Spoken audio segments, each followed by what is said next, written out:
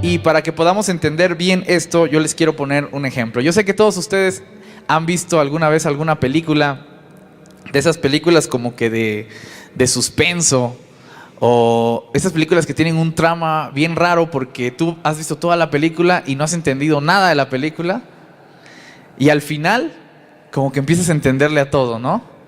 De esas películas en las que uno siempre por ansioso trata de irle cachando quién es el asesino, ¿no? Y dice, no, seguro lo mató el tío, seguro fue el sobrino, seguro fue la mamá. Dice, no, el vecino ese seguro sí fue.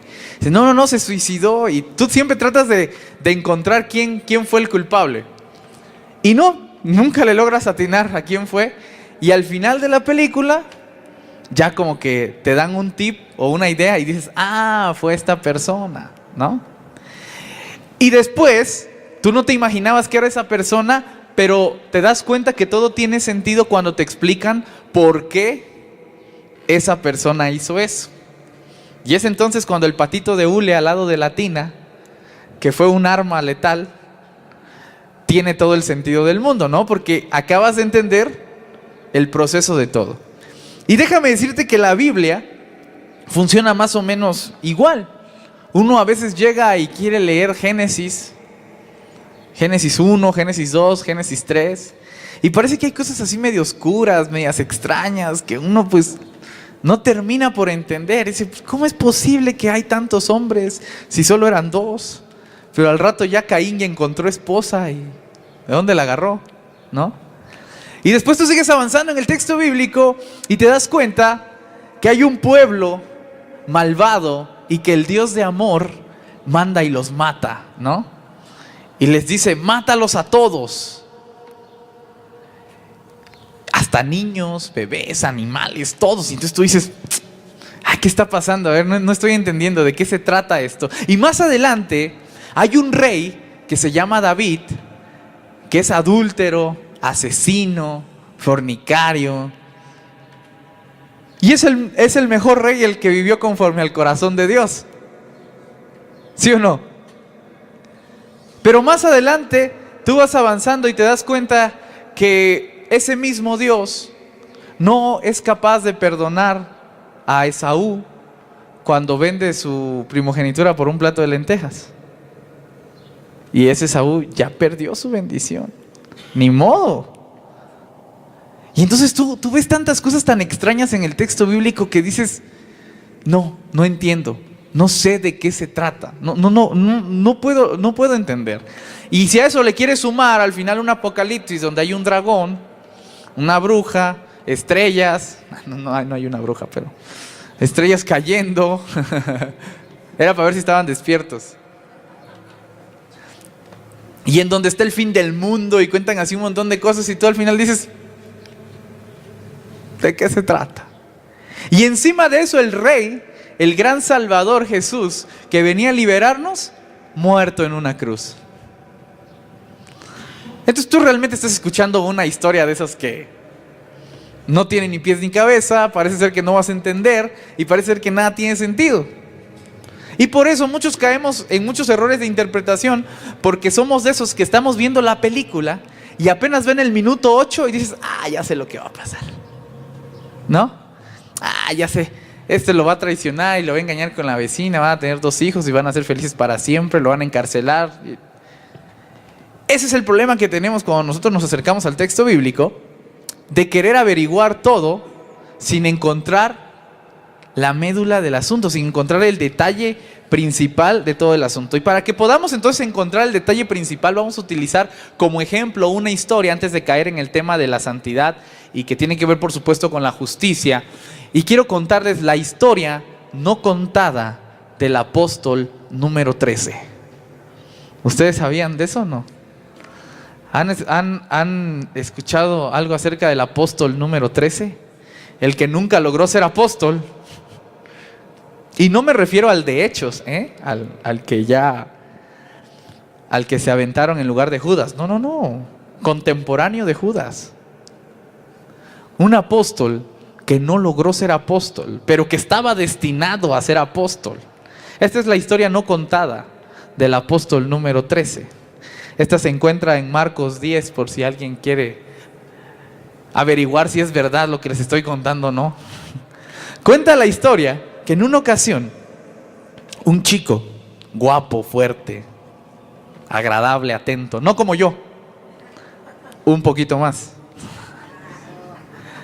llega y se acerca al maestro, lo ve pasando al maestro, así como Eric, así era el chico guapo y fuerte, que nos sirva ya que va pasando ahí, de ejemplo del chico que va y ve al maestro, a Jesús, y entonces se acerca a él muy, muy atento, muy amable, y le dice al maestro: maestro, ¿qué he de hacer para heredar la vida eterna?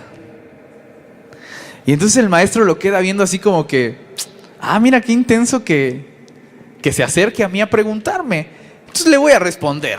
Llega Jesús y le responde, le dice: pues mira, tú sabes que en la ley está escrito todo: no matarás, no robarás, no cometerás adulterio, guardarás el día de reposo, honrarás a tu padre y a tu madre, todo eso. Entonces cuando yo les digo a ustedes, el que quiere heredar la vida eterna, no robarás. ¿Cuántos han robado?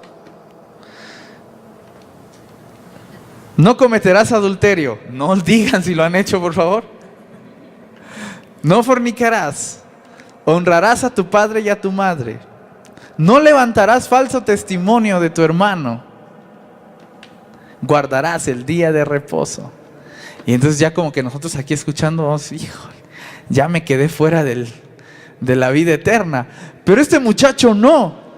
Este muchacho, después de escuchar toda la ley, le dice al Señor: maestro, yo conozco toda la ley y la he cumplido desde mi juventud. Y entonces Jesús se sorprende, porque dice: wow, o sea, ha hecho todo, desde muy chavo, ha cumplido toda la ley. Entonces el texto bíblico dice que Jesús lo amó, que Jesús se emocionó de haber escuchado que sí había una persona en todo el reino que había cumplido la ley. Lo amó, se emocionó, y entonces emocionado le dice: solo te hace falta una cosa. Vende todo lo que tienes, dáselo a los pobres y sígueme. ¿Por qué es el apóstol número 13? Porque es de los únicos que tiene el concepto en el texto que dice: sígueme. Jesús le había puesto la misma oferta que le había dado a Pedro ese día que estaba en la barca pescando, y le dice: sígueme. Jesús le había dado la misma oferta de aquel que vio debajo de la higuera y le dijo: sígueme. Jesús le hizo la misma oferta de aquel republicano cobrador de impuestos y le dijo: sígueme. Y sabes que todos dejaron todo y le siguieron. Pero dice que se entristeció en su corazón, porque se dio cuenta que no podía dejarlo todo, y se fue muy triste. Viendo esto, Jesús, que realmente quería 13 apóstoles, pero que uno le falló, se entristeció y volteó a ver a los otros 12 que tenía allá atrás y les dijo: de cierto les digo, que es más fácil que entre un camello por el ojo de una aguja a que un rico entre en el reino de los cielos. ¿Y qué dijeron los 12 apóstoles que estaban ahí atrás? Maestro, nosotros ya hemos dejado todo y te seguimos. Así dice el texto. Y Jesús les dice: de cierto os digo que ustedes no perderán su recompensa, y que en esta vida tendrán 100 veces más, y en la venidera la vida eterna. Ahí acaba la historia. La historia empieza con un muchacho que pregunta: ¿cómo le hago para alcanzar la vida eterna? Y la historia termina con un maestro diciéndole a los que la habían alcanzado: ustedes han alcanzado la vida eterna. ¿Qué tal? Y entonces empieza algo extraño, porque esa es una historia dentro de ya casi el final de la película, y tenemos que tratar de entenderla. ¿De qué se trata? ¿Qué hizo mal El muchacho. ¿Qué hizo mal este apóstol número 13 que nunca logró ser apóstol y que su nombre nunca fue recordado por ningún libro en ningún momento? Y hoy solo lo recordamos como el anónimo que no pudo vender todas sus pertenencias y dársela a los pobres. Esa persona fue olvidada porque no fue capaz de hacer algo, porque no había algo. ¿Qué es ese algo? Porque déjame decirte, y tú no me vas a dejar mentir, que cuando Jesús llega y le dice a este chico, ¿sabes qué? Vende todo lo que tienes y dáselo a los pobres. Tú dices, ¿cómo, Jesús? ¿De qué se trata, no? Si a mí me costó. Yo me la pasé trabajando todo el tiempo. Yo me la pasé trabajando, horario completo, medios tiempos, tiempos extra, penales, todo me la pasé trabajando. Con tal de lograr todas mis pertenencias. Sacrifiqué tiempo con mi familia. Sacrifiqué tiempo con mis hijos. Sacrifiqué mi vida misma. Y ahora que lo tengo todo, llegas tú y me dices, véndelo y dáselo a los pobres. ¿Qué Jesús tan injusto o no? ¿Vamos a juzgar a Jesús ahora? Está muy pesado. Vamos a ser sinceros, ¿quién de ustedes vende todo lo que tiene y se lo da a los pobres? El que solo tenga, pues, el que solo tenga así su mesa y su silla, pues, dice, lo vendo. Pero el que ya tiene una mesa, más una silla, más un horno de microondas, dice, Y si encima le agregas que ya tienes tu propio refri, tu propia cama, dices, ya está costando más. Y si a eso le agregas que tienes una pantalla LCD más un Xbox, dices, no, definitivamente esto cuesta mucho. Pero si pobre eso, tú ya tienes un coche, entonces te va a costar mucho más. Y a eso puedes agregarle que ya tienes una casa que es de tu pertenencia, que ya lograste pagarla después de 20 años porque el crédito de Infonavit no te alcanzó para hacerlo más rápido o para comprar algo más grande, pero ya es tu casa. Véndelo y dáselo a los pobres. Y entonces el texto se empieza a poner difícil, ¿no? Se empieza a poner más intenso. Y déjame decirte que desde la perspectiva de este texto, en tanto más tengas, se te va a hacer más difícil. Uno cree que no, uno cree que entre más tengas se le hace más fácil, ¿no? Porque si tú tienes una bolsa de Sabritas que contienen 10 papas Sabritas, porque ahora esa es la cantidad neto que tienen, pues tú dices, pues le doy una y me quedan 9, no pasa nada. Pero cuando ya solo te queda una papa, tú sabes que no vas a regalar esa última papa, porque es la tuya, ¿no? Entonces uno cree que entre más tenga, se le hace más fácil dar. La lógica del texto bíblico es que no es así. La lógica del texto bíblico es que entre más tengas, más te cuesta dar, porque te has arraigado y has amado tanto lo que tú tienes, que te está costando darlo. ¿Pero qué quiere decir entonces el texto? Porque esta parece ser una dentro de todas las historias que mencionamos al principio, que o no logramos entender o no queremos entender. ¿Sí o no? Pero no se preocupen, hermanos. Yo también tengo un Xbox, o tenía. Ya lo vendí y se lo di a los pobres. No se preocupen, hermanos, no les voy a decir que vendan todas sus cosas porque si no, no van a ser salvos. No tengo por qué decírselos, no soy nadie para decírselos, eso ya se los dijo Jesús. Así que, ya para qué lo repito. Aquí el asunto es el siguiente: ¿cómo le hacemos para interpretar una de estas historias tan intensas, tan difíciles, tan complicadas? Y déjame decirte que al igual que esa película que te conté al principio, el final revelador de la historia es el que te va a dar a entender el porqué de todo lo que está pasando. Cuando tú entiendas ese pequeño detalle final, ese clic que te dice, ya sé por qué, todo se te empieza a abrir el panorama. Entonces déjame decirte que hoy tengo para ti la llave que abrirá toda aquella duda que tú tengas del texto bíblico. Hoy te voy a regalar como un obsequio de amigos esa llave que con la cual tú vas a poder interpretar cualquier parte del texto bíblico y con la cual estás seguro que no vas a errar al interpretarla, porque es la médula de todo el evangelio. Por eso a mí me gustaría que en el cuadrito que tú tienes en la parte de atrás, ves que siempre te pongo así como que un mapa conceptual o quizá una parte en blanco o unas preguntas. Tú hoy puedas poner esta idea principal en la parte en el primer cuadro. En la parte de hasta arriba tú puedas poner esta idea principal, porque base a eso se va a mover todo. Te lo voy a contar con otra pequeña historia. Esta escena final reveladora va con otra historia. Y es que cuenta la leyenda que en una ocasión se encontraba Jesús predicando, ¿no? Y hagan de cuenta que habían bandos, ¿no? Así como que el de las Chivas, los del América, los del Cruz Azul, los del Pumas. Y en ese tiempo también habían bandos. Estaban los fariseos, los saduceos, los incrédulos, los gentiles. Y todos estaban haciéndoles preguntas al gran maestro, porque pues si nos logramos tirar al gran maestro, nosotros quedamos como los buenos. Y le estaban haciendo todo tipo de preguntas. Acababa de pasar una de las preguntas más importantes, que es el de la resurrección. Le acababan de preguntar los saduceos acerca de la resurrección, y Jesús se los acababa de reventar.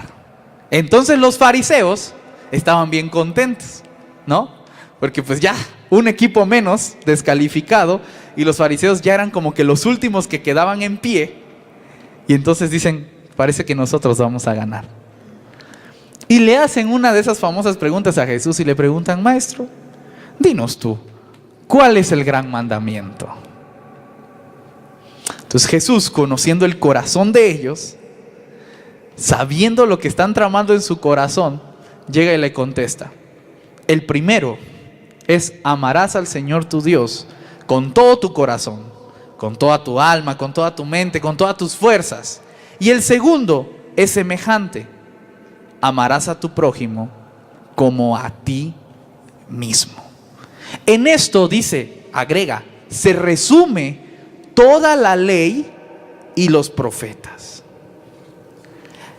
Sin que se dieran cuenta, Jesús acababa de noquear a los fariseos, porque los fariseos amaban la ley. Los fariseos amaban la ley, amaban cumplir la ley, amaban cada detalle, cada artículo, cada cláusula, cada letra chiquita de la ley. Ellos se lo sabían, eran los abogados de la Biblia, ellos sabían todo. Y Jesús acababa de decir: ¿sabes qué?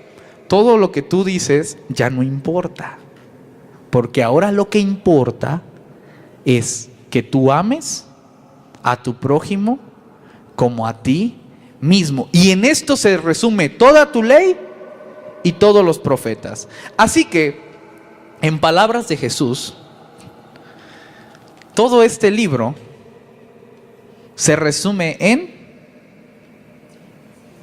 amarás al Señor tu Dios con todo tu corazón, con toda tu alma, con toda tu mente, con todas tus fuerzas, y a tu prójimo como a ti mismo. Déjame decirte que Jesús no se inventó esa regla. Esta regla ya está en Deuteronomio, pero se les había olvidado. Esta es la clave para interpretarlo todo. Esa pequeña clave es para interpretar todo el texto bíblico. Les pregunto yo a ustedes ahora: ¿por qué el apóstol número 13 no fue capaz de heredar la vida eterna?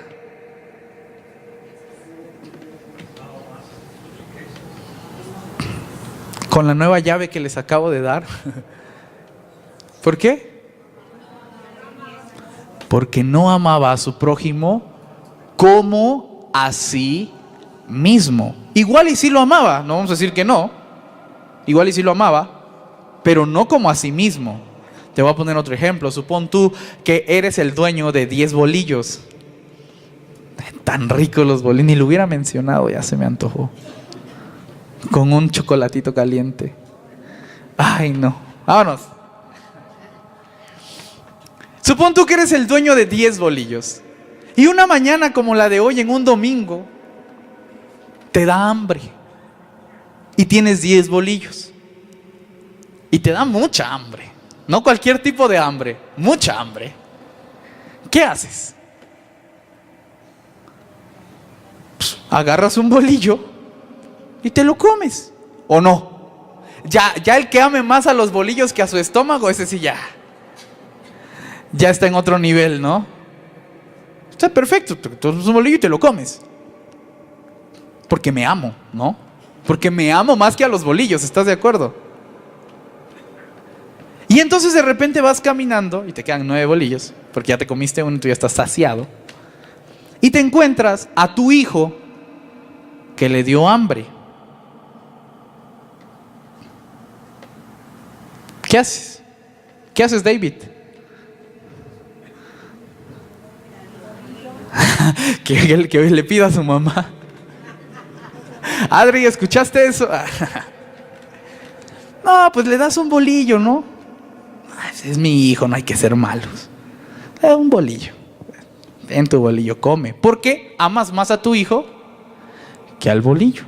Y porque amas a tu hijo al mismo nivel que a ti mismo, como para que pueda compartir un bolillo de la misma calidad contigo, ¿o no? Pero entonces te encuentras a tu sobrino. Esos ya son 5, ¿no? Porque se le ocurrió tener 5 hijos. Y los 5 tienen hambre. ¿Estás de acuerdo que de repente tú ya no quieres como a tu hijo, a tus 5 sobrinos? Y tú sabes que si le das un bolillo a cada sobrino, te vas a quedar sin bolillos muy pronto. Entonces decides agarrar un bolillo y partirlo a la mitad.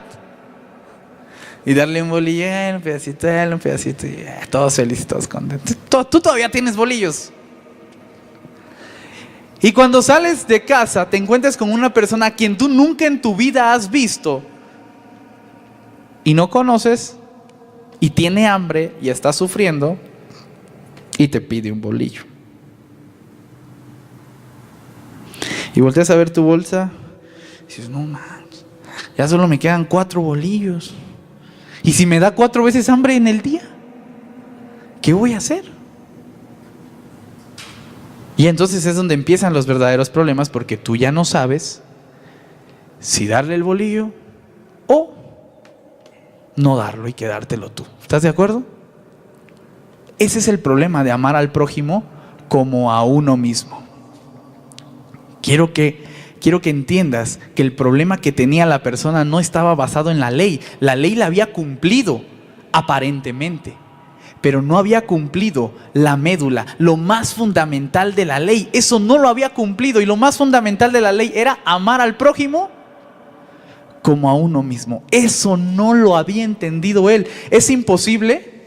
No. ¿Sabes por qué? Porque ya habían 12 que estaban atrás de Jesús que sí habían podido cumplir la ley. Ya habían 12 atrás de Jesús que habían dejado padre, madre, hijos, hijas, tierras, riquezas. Ya habían 12 que habían atrás que sí lo habían dejado todo. Y el 13 no pudo y quedó eliminado. Esto es bastante complicado porque, yo lo que quiero que puedas comprender hoy es que no se trata de qué tanta riqueza puedas dar. No se trata de que tú agarres y vendas tu casa, tu coche y todo y se lo des así a quien ni conoces. No, no se trata de eso. No se trata de eso. Se trata de algo mucho más profundo, de algo mucho más fundamental, de algo mucho más medular. Y es que tú puedas amar a tu prójimo como a ti mismo. De eso se trata. Y no se basa solamente en la idea de agarrar y despojarte de medio bolillo, de invitarle un desayuno a alguien, de darle una moneda al que está pidiendo en la calle. No. Otra vez estamos cayendo en la idea de querer cumplir la ley, una ley moral que se nos ha implantado, con la cual nosotros nos anestesiamos diariamente para sentirnos bien. Entonces cada vez que yo voy en el semáforo y veo a un niñito que está pidiendo dinero porque, pues, quién sabe, y yo le doy una moneda, o 2 o 3, hagan de cuenta que ustedes tienen una aguja y se inyectan un poco de anestesia para satisfacer su necesidad moral de sentirse bien.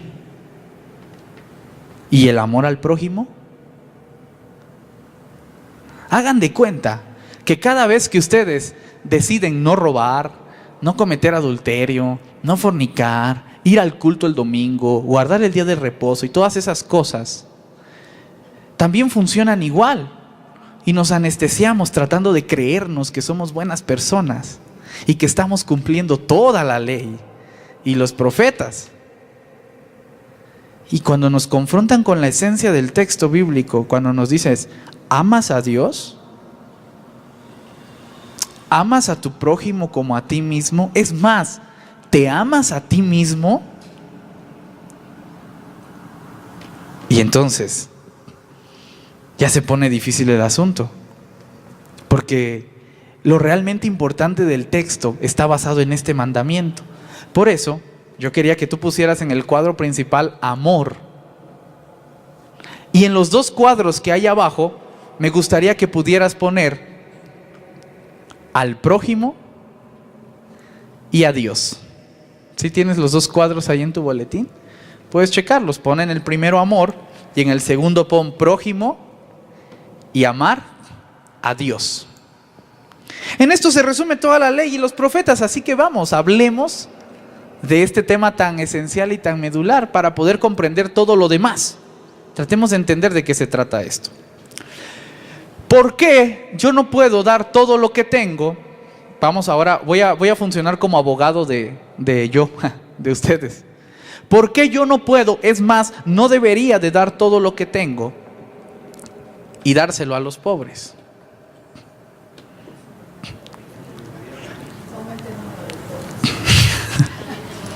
Vamos, exacto.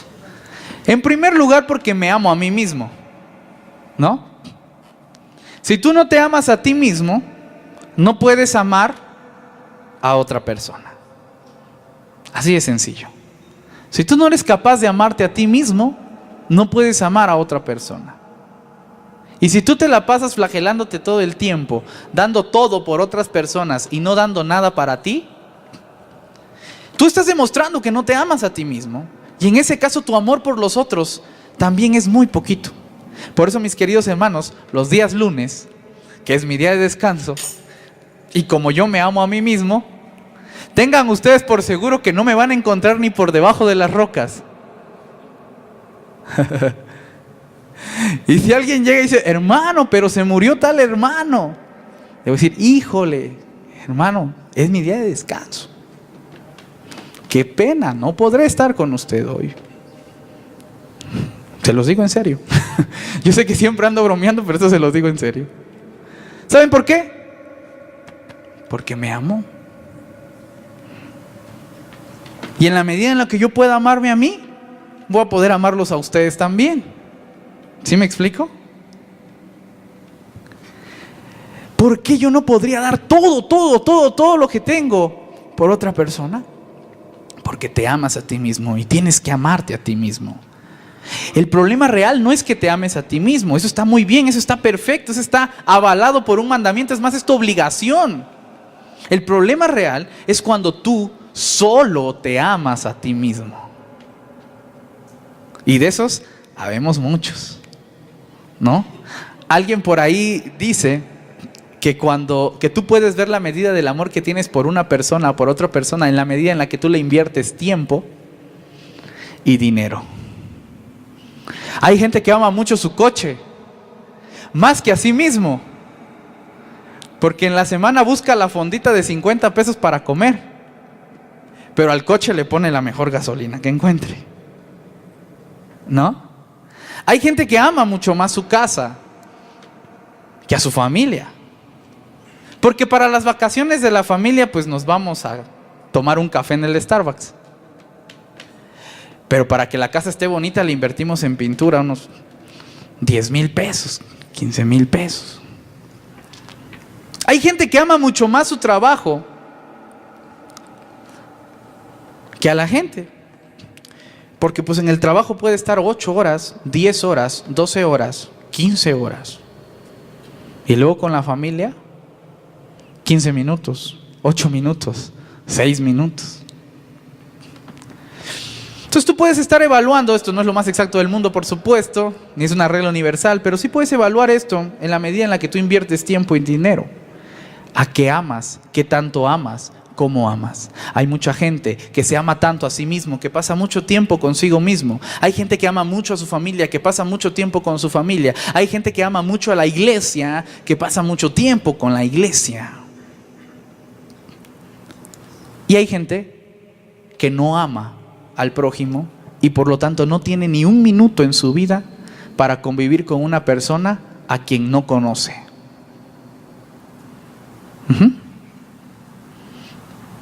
¿Sí me explico? Y entonces tenemos mucha gente siendo prójimo allá afuera a quien no le estamos invirtiendo ni tiempo ni dinero. Te voy a poner un último ejemplo para terminar toda esta serie de ejemplos. Todos ustedes escogieron en un momento de su vida, o van a escoger, o están escogiendo, o están teniendo los resultados de esa elección acerca de su vida profesional. ¿Estamos de acuerdo? Muchos en algún momento de su vida dijeron: yo quiero ser bombero, yo quiero ser veterinario, yo quiero ser biólogo, yo quiero ser pastor, yo quiero ser abogado, yo quiero ser doctor, yo quiero ser maestro, yo quiero ser presidente de la República, yo quiero ser X cosa. ¿Sí? Algunos también dijeron: yo quiero ser ama de casa, o en su defecto amo de casa. ¿Así se dice? El señor que se queda en casa, ¿no? Todos ustedes tomaron una decisión en algún momento basada en cualquier situación, pero aquí mi pregunta es: ¿a quién estabas amando cuando tomaste esa decisión tan importante en tu vida?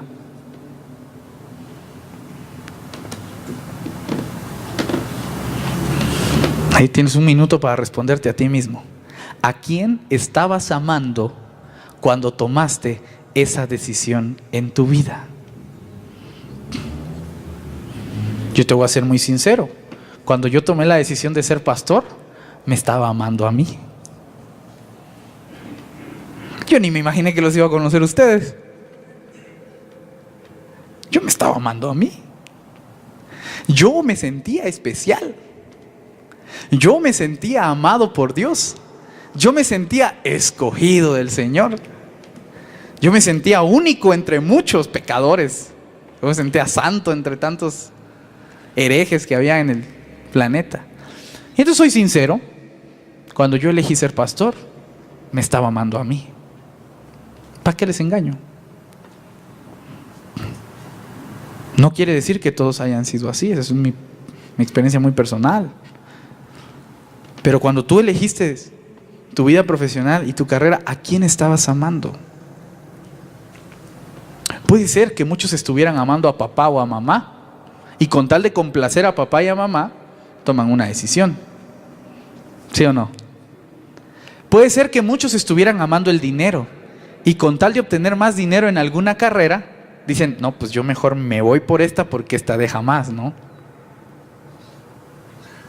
Puede ser que alguno por ahí, en alguna situación muy difícil y muy escasa y muy particular y muy peculiar, estuviera amando a Dios. Y dijo: Dios, yo quiero ofrecerte mis dones y mis servicios y los pongo a tus pies. Puede ser, ¿no? Puede ser que alguien por ahí lo hizo. Seguro no, pero puede ser. Puede ser que se estuvieran amando a ustedes mismos. Pero es tan difícil, pero tan difícil, que lo hayan hecho por su prójimo.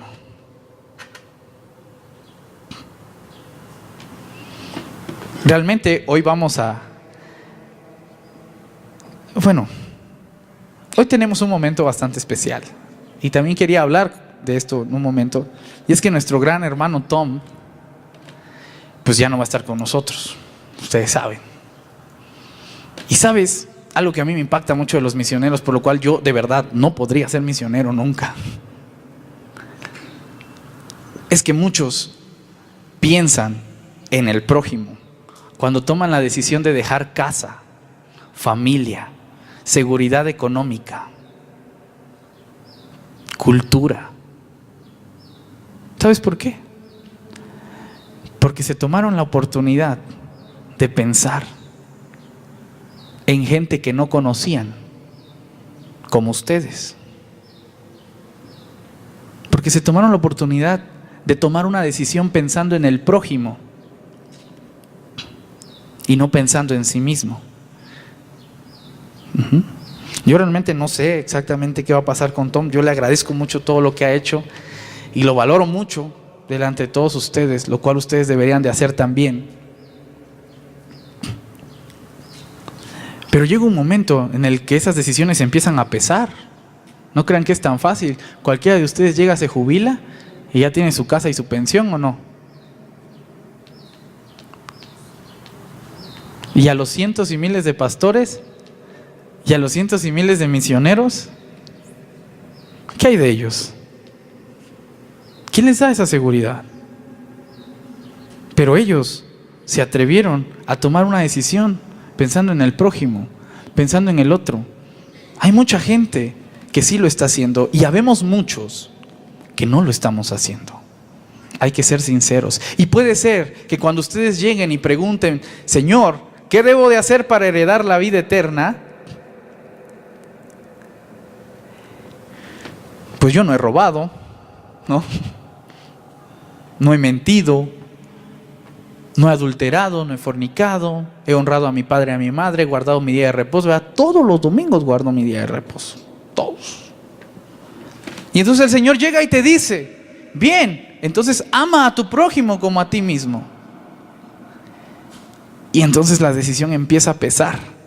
¿Sí me explico? La decisión empieza a doler. Porque amar a tu prójimo como a ti mismo implica tomar tus decisiones pensando no solamente en ti, pensando en ti y en Dios y en tu prójimo. Cuando tú tomes cada decisión de tu vida pensando en estos tres momentos, déjame decirte algo, estás caminando en santidad. Oh, caray, ¿cómo llegamos a eso? Cuando cada momento de tu vida tú piensas, Dios, yo y mi prójimo, estás caminando en santidad. Yo te quiero poner un último ejemplo muy personal para que quizá podamos aterrizar un poco esto, y eso es algo que me pasó a mí y en el cual yo me di cuenta que no estaba caminando en santidad. Y es que fíjese usted que tomé la mala costumbre hace unos meses de irme todos los días a tomarme un té helado negro con endulzante sabor a coco, que por cierto es muy bueno, en el Starbucks. Entonces, todos los días yo me iba al Starbucks a leer un rato y me tomaba mi té. Después de todo ese tiempo terminé de leerme como unos 2 libros y también me terminé la quincena. Y entonces me puse a pensar, estando ahí con las últimas monedas, ¿no? Y dije, ¿por qué tomé esta decisión? Y dije, creo que me amo demasiado.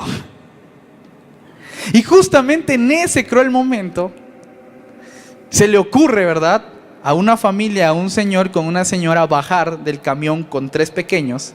Iban caminando y entonces el niño volteó a ver, porque por ahí justamente cerca del Starbucks está Domino's Pizza. Y entonces el niño se le ocurre voltear a ver a su papá y decirle, papá, tengo hambre, se me antoja una pizza. Y entonces su papá le dijo a las 4 de la tarde, ya desayunamos, espérate en la noche a que lleguemos a casa.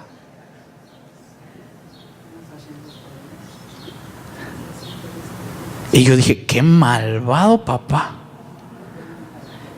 ¿Cómo no le puede comprar una pizza de 89 pesos a su hijo? Y después dije, qué desgraciado soy yo. Que si hago todas mis cuentas, me comí prácticamente 2 pizzas diarias por leer en el Starbucks. Y ahora que los veo a ellos, la verdad me duele gastar mis últimas monedas en darle la pizza a los chavos. ¿Y sabes qué hice? No le compré la pizza. Y descaré mi corazón delante de Dios. Y dije, qué malo soy. Y dije, no amo a mi prójimo. Y dije, me amo más a mí. Y no los amo a ellos como a mí mismo. Y entonces dije, no soy digno de heredar la vida eterna. Una acción tan simple, tan sencilla. Pero cuando me despierto todas las mañanas y veo por mi ventana al señor Sol, digo, ¿por qué me despierto hoy? ¿Para qué me tengo que despertar hoy? Y entonces digo, ya sé, hoy voy a ir a trabajar y después voy a salir a correr y después voy a visitar a tal hermano para que tal hermano diga que soy un buen pastor porque lo visito. Y después voy a estar en la noche en mi casa tranquilo, voy a ver mi serie preferida y me voy a volver a dormir para iniciar un nuevo día haciendo exactamente lo mismo. Y de repente llega a mi cabeza esa pequeña duda y digo, ¿por qué tengo que hacer lo que dije que voy a hacer? Y vuelvo a caer en la terrible verdad de que es porque me amo a mí mismo, de que trabajo porque me amo a mí mismo, porque me gusta, de que hago todo lo que hago porque yo quiero que a mí me vean bien, de que hago ejercicio porque me gusta hacerlo a mí, de que veo mi serie preferida porque es mi serie preferida. Y la verdad les voy a contar un secreto aquí entre nos: ¿cómo me cuesta ver con mi hermano una película? Porque a ella le gustan las películas y a mí me gustan las series, ¿o no? Ella se la pasa viendo películas y yo le digo, con esa película ya te hubieras acabado de Walking Dead. Y entonces me pongo a pensar y digo, ¿qué tanto me amo yo a mí mismo? Por eso, ayer fui a ver una película con mi hermana, que ni la aguanté, me fui a dormir antes, pero lo intenté. Hermano, ¿tú quieres saber qué es santidad? Santidad es el camino que hace que tú vayas avanzando hasta ser como Dios. Por eso el Señor dice, ámense los unos a los otros, ¿cómo? Como yo los he amado. No dice, ámense los unos a los otros como te gustaría que te amaran, o como te amó tu papá, o como el de la novela. No. Dice, ámense los unos a los otros como yo los he amado. El camino de santidad es el proceso en el que tú vas avanzando para ser como Dios, para amar como Dios. ¿Y sabes algo? Dios nos amó a nosotros como a sí mismo. ¿Sí? Dios nos amó a nosotros como a sí mismo. Por eso es capaz de dar su vida por ti. ¿Quién de ustedes daría su propia vida por sí mismo? Pues todos. Sería total una incongruencia decir, yo no daría mi vida por mí. ¿Cómo? Y Dios te ama tanto a ti que es capaz de darse a sí mismo por ti. ¿Y sabes qué es lo que te pide?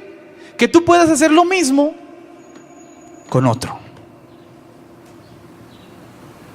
¿Sí? Pero no podemos, nos cuesta tanto. Creemos que lo hacemos y no lo hacemos. Creemos que cumplimos la ley y no la cumplimos en la ley. Y no quiero ir a grandes cosas hoy porque nos vamos a meter en muchos problemas. Ni te voy a pedir que vendas todas tus cosas hoy porque nos vamos a meter en muchos problemas. No. ¿Qué tal si en ese momento en el que tú estás en casa logras ser un poquito como Jesús? Un poquito como Jesús. ¿Y qué tal si logras ceder un poquito de tus gustos, un poquito de tus decisiones? ¿Qué tal si logras entregarte un poquito tú para empezar a pensar en el otro? ¿Qué tal si en la iglesia, qué les parece? Se los propongo. ¿Qué tal si en la iglesia dejamos de pensar en nosotros? Un poquito, un tantito nada más. Y empezamos a pensar en el otro. ¿Qué tal si en lugar de venirnos a sentar y decir, me gusta, no me gusta, empezamos a ver al de al lado y a decirle, ¿qué te parece, hermano? ¿Te gusta? ¿No te gusta? ¿Te sientes cómodo? ¿No te sientes cómodo? ¿Por qué? ¿Qué tal si en lugar de pensar entre nosotros, nos atrevemos a pensar en los de allá afuera y les preguntamos a ellos y por ellos? Y entonces empezamos a amarlos a ellos como a nosotros mismos. Hoy quiero hacerte una pregunta. ¿Cuántos de ustedes tienen a una persona que les gustaría a ustedes que ellos pudieran conocer el Evangelio de Dios? ¿Conocen a alguien? ya sea tu hijo, tu hija, tu vecino, tu compañero del trabajo, el que recoge la basura, etcétera. Todos tienen a alguien, ¿sí o no? Muy bien. Te voy a dar el primer secreto por el cual no ha funcionado. En primer lugar, es porque tú quieres que a esa persona le guste las mismas cosas que te gustan a ti. Tú quieres que a esa persona le impacte el mismo versículo bíblico que te impactó a ti. Tú quieres que a esa persona conozca a Dios de la misma manera en cómo lo conociste tú. Tú quieres que a esa persona le guste la misma prédica que te gustó a ti. Tú quieres que esa persona cante las mismas alabanzas que te gustaron a ti. Tú quieres que esa persona ore igual que como te gusta orar a ti. Y tú quieres que esa misma persona, por lo tanto, sea un cristiano igualito a ti. Y ahí está el primer error. Ahí está el primer error. ¿Cómo nos cuesta soportar cuando las otras personas son diferentes a nosotros? Esto por supuesto que no ha pasado aquí, pero ha pasado en cientos de lugares.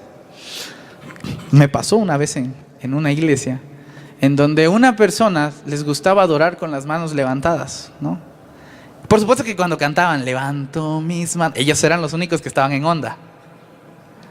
Pero cuando cantaban otras canciones diferentes, pues ellos ya todos los quedaban viendo feo. Había gente a la que le gustaba aplaudir cuando alababa, yo me acuerdo, en otros lugares. Y esta gente cuando cantaban músicas acá bien entradas como Todopoderoso, tú eres todo, pues ellos estaban en la pura onda, pues porque les daba. Pero cuando cantaban un himno como te adoramos, pues ellos eran así como que, ¿dónde va el aplauso aquí? No le agarro el aplauso, no sé dónde va. Y entonces todo iba bien ahí porque pues todos nos tolerábamos y nos soportábamos los unos a los otros en amor del Señor. Hasta que a una hermana se le ocurrió, yo no sé cómo le quieran llamar ustedes, baile, danza, yo le llamaba coreografía, porque te juro que ella hacía exactamente lo que decía, ¿no? Si cantábamos Dios manda lluvia, ella hacía así, Dios manda lluvia. Y caía la lluvia, y derrama de tu espíritu, y derrama. Todo era amor, todo era fraternidad, hasta que apareció una hermana que rompió las reglas de espacio y tiempo de ese lugar. Y entonces todos la voltearon a ver así. Y alguien, por supuesto, un todopoderoso, se le acercó y le dijo, hermana, usted no debe de adorar así.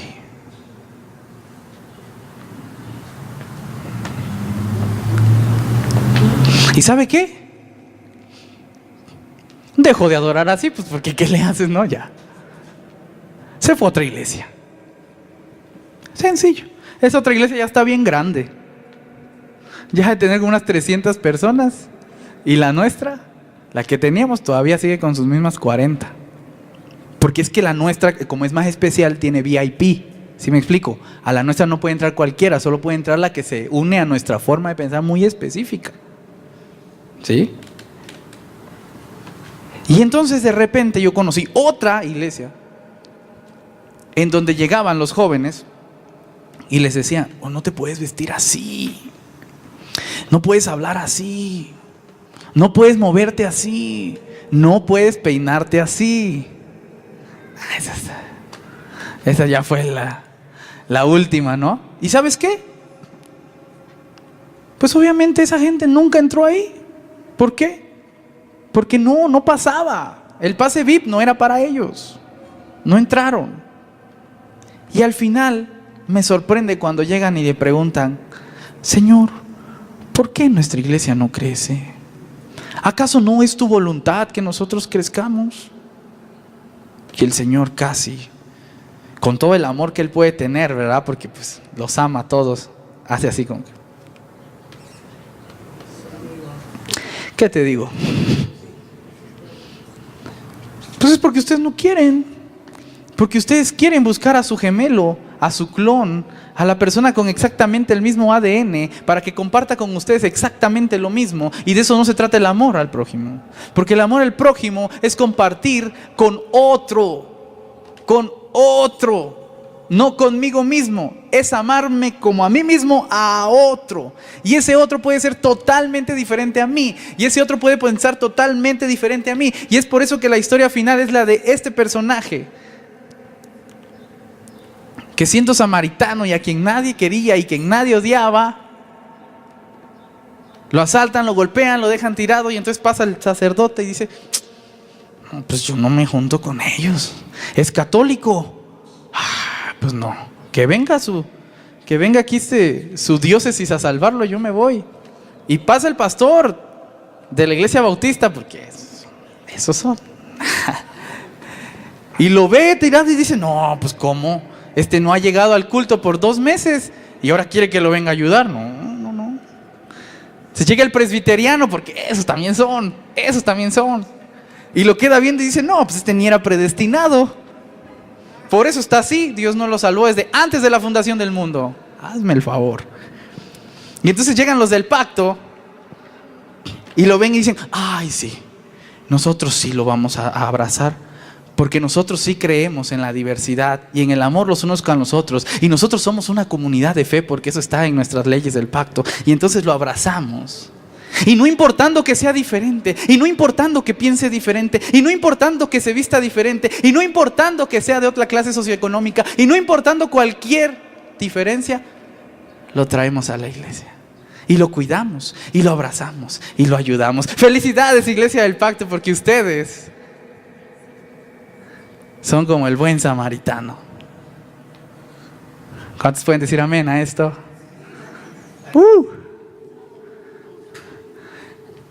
¿Lo estamos haciendo bien o no?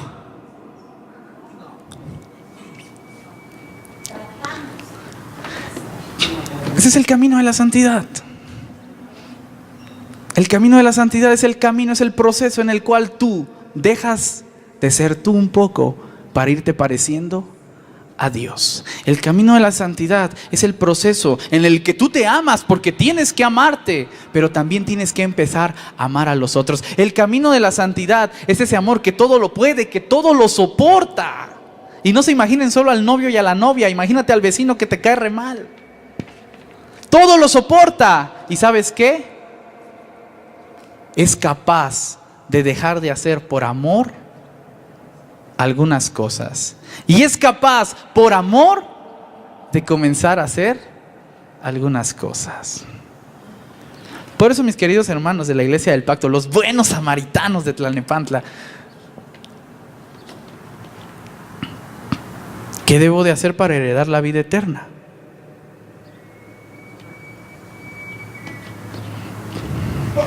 Quiero que te tomes 2 minutos ahí en tu boletín en donde estás, y ahora que tienes amar a Dios y amar al prójimo en un cuadrito, tú tienes otros 2 cuadritos debajo de cada uno.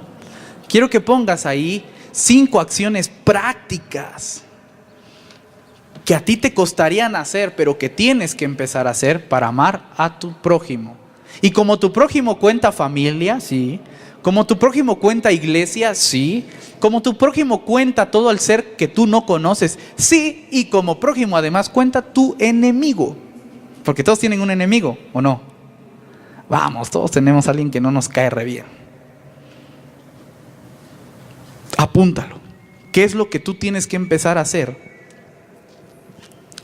En el lado del prójimo. Y en el lado de Dios.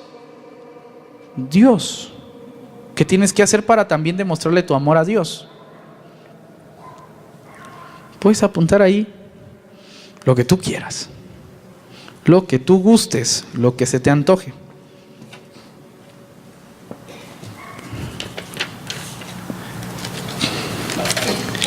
Ahora el problema es que solo quede apuntado, ¿no?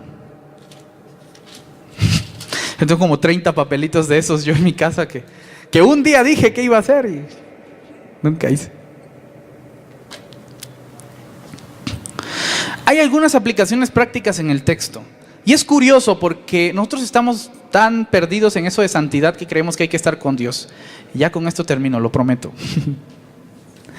Hay aplicaciones bien prácticas en el texto bíblico sobre la santidad. Si ustedes empiezan a leer Levítico 19, empieza así. Ojo, dice: habló Jehová a Moisés diciendo, habla a toda la congregación de los hijos de Israel.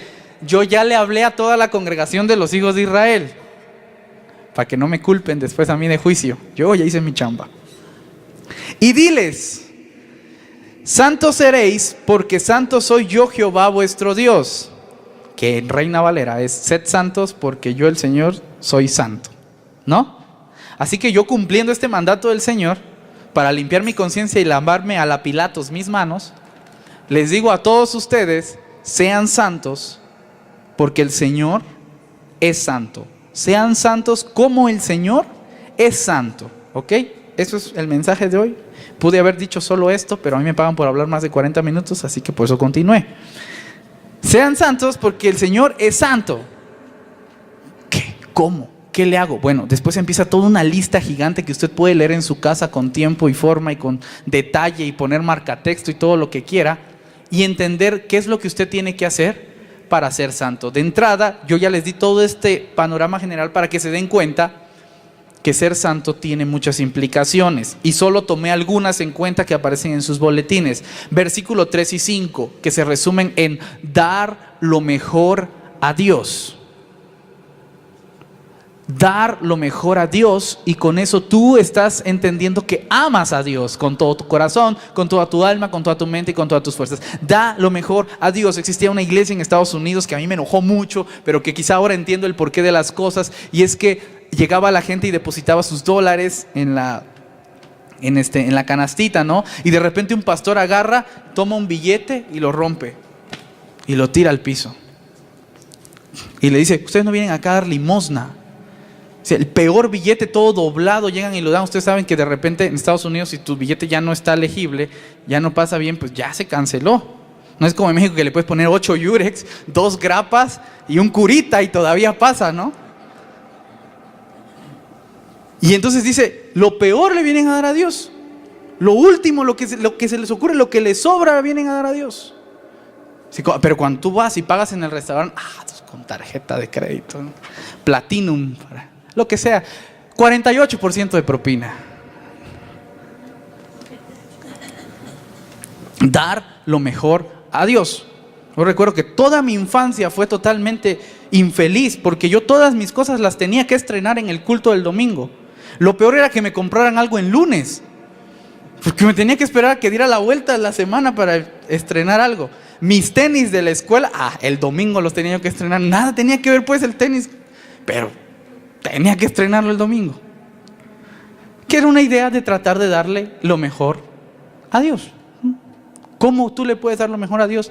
Como se te ocurra, pero dale lo mejor a Dios. 2, no robar, no mentir, no engañar y no hacer falsas promesas. Esto lo pueden encontrar ustedes en los versículos 11 y 12. En la medida en la que tú no mientes, no engañas, no robas y no haces falsas promesas, tú estás adquiriendo credibilidad ante la sociedad. Y tú te estás amando a ti mismo. 3, no violencia. Por favor, pase lo que pase, eviten la violencia. Y con esto quiero decir que la violencia no solo es física. La violencia puede ser psicológica, y es la que más utilizamos para dañar a las demás personas, para hacerlos sentir menos, para hacerlos sentir pecadores, excluidos de todo el reino del Señor, para hacerlos sentir malos. Hay violencia en todos lados y usamos mucho la violencia. Ser justos, versículo 15. No guardes rencor, versículo 17.